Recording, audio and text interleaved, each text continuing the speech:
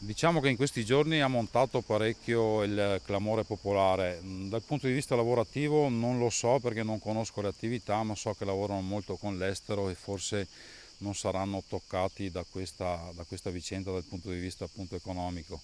E dal punto di vista personale ci sono stati appunto degli eccessi secondo me fuori luogo. Ecco.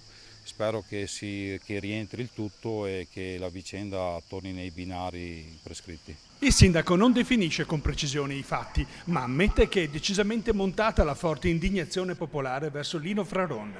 Potrebbero essere arrivate anche minacce all'imprenditore diventato il paziente zero veneto del focolaio del Basso Vicentino e sul cui comportamento la procura ha aperto un fascicolo.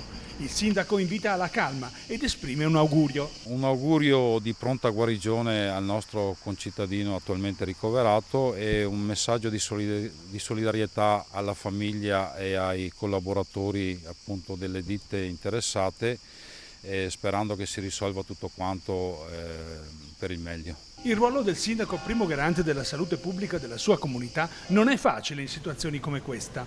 Purtroppo noi sindaci abbiamo le mani legate, nel senso che la fortuna dei nostri paesi, e soprattutto quando l'amministratore è nato, cresciuto e vissuto nel paese che amministra, ha qualche carta in più che è la deterrenza all'azione personale. Detto questo, gli strumenti normativi sono quelli che sono e quindi più di applicare la norma noi non possiamo. Resta il fatto che nel caso specifico dell'imprenditore Fraron, il sindaco ha le idee chiare su quello che sarebbe stato necessario fare. Quando è stata conclamata la positività del soggetto e non doveva essere lasciato uscire. C'erano anche le condizioni per farlo sostare presso il suo domicilio.